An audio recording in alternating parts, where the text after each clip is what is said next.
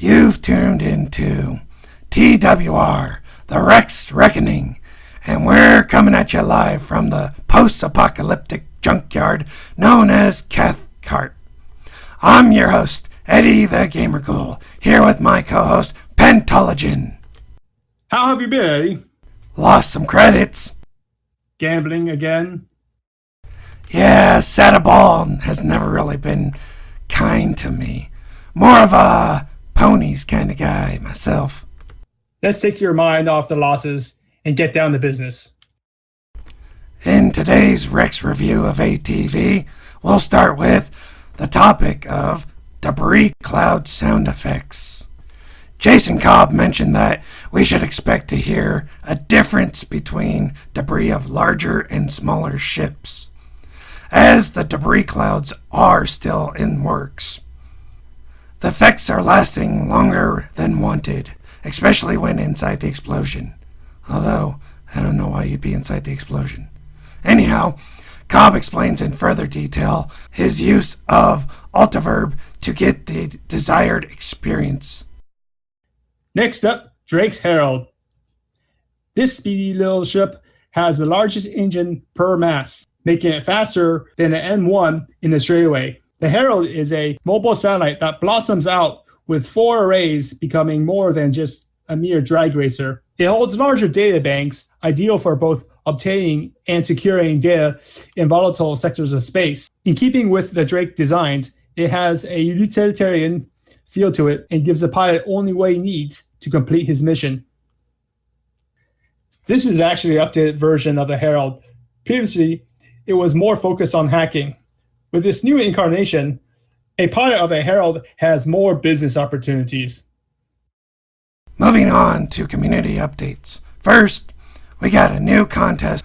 Other notable mentions were this week's Jump Point, given a detailed look at the Terrapin Anvil, the RSI newsletter, which features a sneak peek into head stabilization for FPS, and MVP Jay Corin for his Traveler's Guide for CitizenCon, something I personally would suggest you lot take a look into if you're going.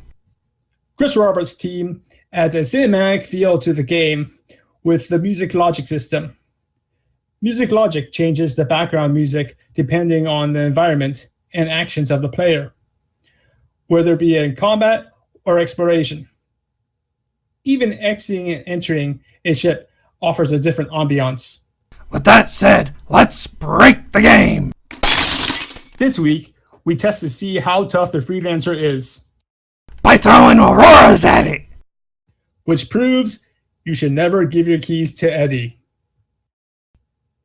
After extensive testing, we have found a weak point, the cockpit.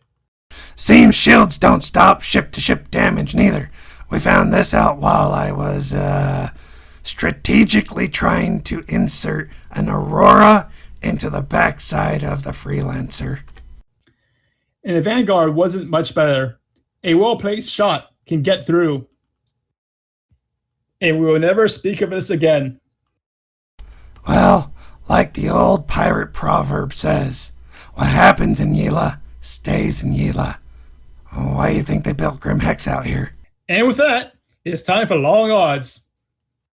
Let's start with having the plans of VoIP and the fact that we can purchase a news van variant of the Reliant. You think we could expect to hear a player-based radio broadcasting system?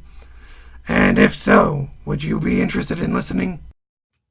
I'm also interested in the chances of paying a small fee to lock down a channel or even disrupting a channel from spreading propaganda. The damn UEE. They definitely get in on that. I wonder if it would be player-driven UEE or if it would actually be an NPC event. It could be faction-based too.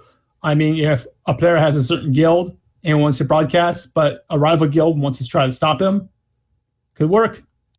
Yeah, factions, orgs actually, I think it's called. But yeah, that'd be interesting. Having set up a broadcasting system to pass on propaganda. I can see where the Herald can actually take a place in this action. Yeah, gathering the information to pass on to the person who's going to do news broadcasting. That'd be really interesting to see how it works out. But if an org is actually broadcasting information, they could have it to be a locked channel, but then a Herald can crack it and take the information and basically broadcast it themselves. Well, I don't know if the Herald's going to be able to hack systems like it used to be set up to do. They specifically said that it's no longer focused on hacking, but they never said it doesn't do it anymore. So that's a good question in general. Well, we'll see in the future. Bringing us back to Grim Hex, I'm remembering that there will be racing and betting around the area. Yeah, definitely. We'll have betting. I'm pretty sure people are going to be screwing up the races. It's going to be interesting. Now, is it going to be a purely player-based game where the players can actually race and bet? As for the betting part, I'm pretty sure anybody's going to take into it. They haven't really said if the NPCs will bet or not, but NPCs will be in races from my understanding, just to give a little more depth to the race itself. With enough player characters playing the game, do you think that they would fix the games somehow? Oh, definitely in Grim Hex it's going to be fixed. If that means a landmine on the racetrack, or if it means somebody happens to accidentally, quote unquote, fly into the racetrack itself and take out the opposition. Speaking of bets, I gotta go make one now. So, like and subscribe. All the cool kids are doing it. Oh, and leave a comment below telling me how great I am.